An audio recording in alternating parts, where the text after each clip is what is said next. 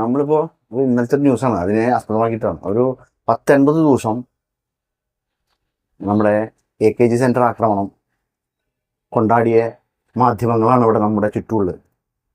10-50 ദിവസം ഒരു പ്രതിനെ അവർ തന്നെ പിടിച്ചു. IP ബിനു അല്ലെ, IP ബിനുവിനെ പിടിച്ച് അങ്ങേരെ പ്രതിയാക്കി.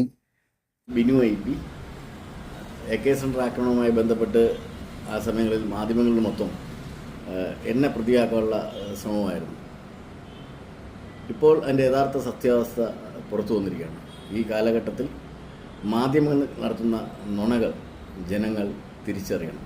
കഥ എഴുതിയത് മാത്രമല്ല, എഴുതിയ കഥയിലെ നായകനെ വെച്ചു. എനിക്ക് തോന്നുന്നു ഇവര് ധരിച്ചിരിക്കണം എന്താ വെച്ചാൽ ഇതൊന്നും പിടിക്കപ്പെടില്ല. ഇവര് കഥയുണ്ടാക്കി ഇടതുപക്ഷത്തിന് മുഖത്ത് ചാരി അവർ തന്നെയാണത്, അവർക്ക് പ്രൊപ്പാഗൻഡ കിട്ടാൻ വേണ്ടിയിട്ട് ചെയ്തതാണെന്നുള്ള രീതിയിൽ കൊണ്ടുപിടിച്ച് എല്ലാവരും ചർച്ച ചെയ്ത് എവിടേക്ക് എത്തിച്ചു അവരത് 80. അപ്പോൾ അതിൻ്റെ ഇടയിൽ ശരിക്കുള്ള പ്രതി ഇവിടുന്ന് രക്ഷപ്പെട്ടിരിക്കുന്നു. എവിടേക്ക് പോയ ആള് വിദേശത്തേക്ക് പോയി. അത് കഴിഞ്ഞ് 80 ദിവസത്തിന് ശേഷമാണ് പ്രതികളെ പിടിക്കുന്നത്. ഒന്നാം പ്രതിനെ 3, പിന്നെ 5-6 ഒരു ലേഡി ഉണ്ടായില്ല, ലേഡി വരെ പിടിക്കുന്നത്. അപ്പോൾ ന്യൂസ് അത് തമസ്കരിച്ചു. പിന്നെ അതിനെക്കുറിച്ച് ഇവര് പറഞ്ഞതിനെ കുറിച്ച് യാതൊരു വിധത്തിലുള്ള ഒരു റിഗ്രറ്റോ തെറ്റ് പറ്റിയെന്നോ ഒന്നും ഇല്ലാണ്ട് ഇപ്പൊ ഇന്നലെയാണ് ഈ വിദേശത്ത് പോയ സുഹൈൽ ഷാജഹാനെ പിടിക്കുന്നത്. ഇന്നലെ ആള് തിരിച്ചു വന്ന് അവിടെ പോയി തിരിച്ചു വന്നിട്ട് ഒരാഴ്ച തിരിച്ചങ്ങോട്ട് പോകുമ്പോഴാണ് ഇങ്ങനെ പിടിച്ചത്. അപ്പൊ അതിനെക്കുറിച്ച് ഒരു വാർത്തയുണ്ടോ?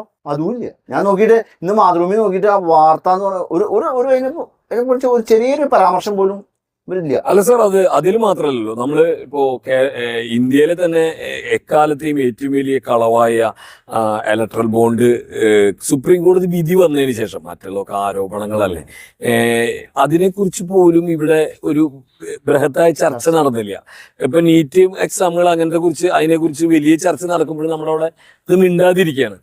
അതില് എനിക്ക് തോന്നുന്നത് ഈ കേസിൽ കൃത്യമായിട്ട് നമുക്ക് ഉറപ്പിച്ചു പറയാം, മുതിർന്ന മാധ്യമ പ്രവർത്തകർ പോലും ഇതിൽ ഗൂഢാലോചനയിൽ പങ്കാണ്. അല്ല, അങ്ങനെ അതിന്റെ തെളിവാണ് നമ്മുടെ ബിനു വിജോണ് പറയുന്നുണ്ട്. മറുനാടൻ മലയാളി പറഞ്ഞു. ഈ കേസിൽ പ്രതികളെ തിരിച്ചറിഞ്ഞിട്ടുണ്ട്, അവരുടെ ഫോൺ നമ്പറിൽ നിന്ന് തിരിച്ചറിഞ്ഞിട്ടുണ്ട്. പക്ഷേ ആ പ്രതികളെ അറസ്റ്റ് ചെയ്താൽ അത് CPM-ന് തിരിച്ചടിയാകും. അതുകൊണ്ട് പോലീസ് ഇക്കാര്യങ്ങൾ വെളിപ്പെടുത്താതിരിക്കുകയാണെന്ന് ഈ മറുനാടൻ മലയാളി ഷാജൻ സ്കറിയുടെ വളരെ വൈറലായ ഒരു വീഡിയോ ഉണ്ടായിരുന്നു. അറസ്റ്റ് ചെയ്താൽ അത് CPM-ന് തിരിച്ചടിയാകും. അതുകൊണ്ട് പോലീസ് ഇക്കാര്യങ്ങൾ വെളിപ്പെടുത്താതിരിക്കുകയാണെന്ന് ഈ മറുനാടൻ മലയാളി ഷാജൻ സ്കറിയുടെ വളരെ വൈറലായ ഒരു വീഡിയോ ഉണ്ടായിരുന്നു. പക്ഷേ മലയാള മനോരമയുടെ ഓൺലൈനിൽ ഇന്ന് വന്ന ഒരു വാർത്ത ഇങ്ങനെയാണ്.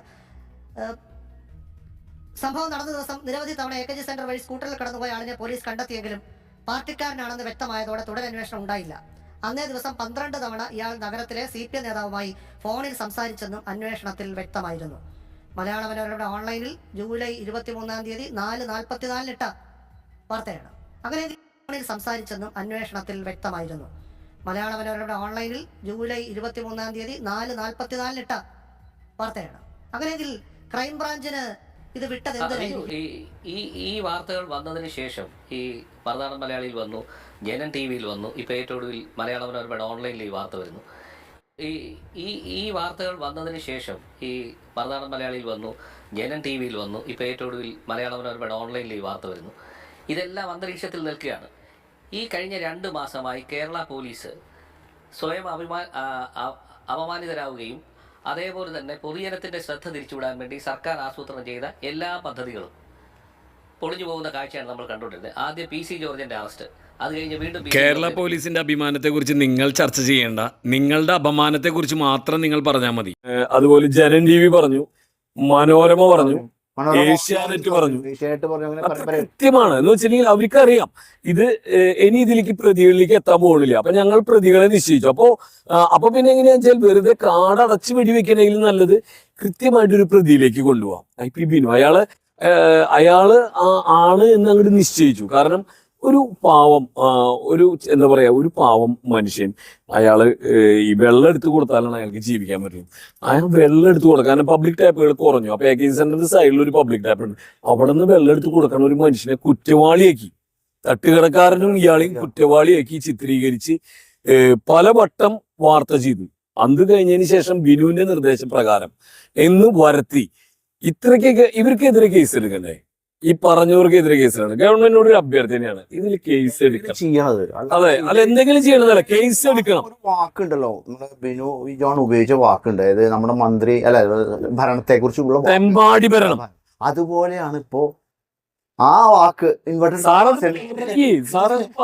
തെമ്മാടി മാധ്യമ പ്രവർത്തനങ്ങളാണ് ഇപ്പൊ നടക്കുന്നത്. തെമ്മാടി ഭരണം പോകുന്നിടം വരെ തുടരട്ടെ. തെമ്മാടി ഭരണം പോകുന്നിടം വരെ തുടരട്ടെ. നമ്മളിപ്പോ ഇന്നലെ പറഞ്ഞു മാധ്യമ തൊഴിലാളി എന്ന് പറഞ്ഞു. പക്ഷെ മാധ്യമ തൊഴിലാളി എന്ന് പറയുമ്പോൾ തൊഴിലാളികൾ അത് നാണക്കെടുത്തലാണ്. മാധ്യമ ക്രിമിനൽസ് ആണ് ഇവര് എന്ന് പറഞ്ഞ ക്രിമിനൽ മാധ്യമ പ്രവർത്തനമാണ്. എത്ര നോക്കൂ സാർ, ഇത് 80 ദിവസം ചർച്ച ചെയ്താണ്. ഇതിന്റെ പിന്നില് എങ്ങനെയാണ് ഈ പ്രതിയിലേക്ക് എത്തുമ്പോൾ പ്രതി പോകുന്നത്.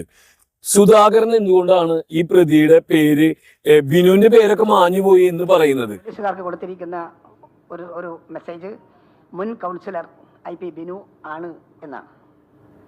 ഇപ്പോൾ IP ബിനുവും ഇല്ല, ചായക്കടക്കാരനും ഇല്ല.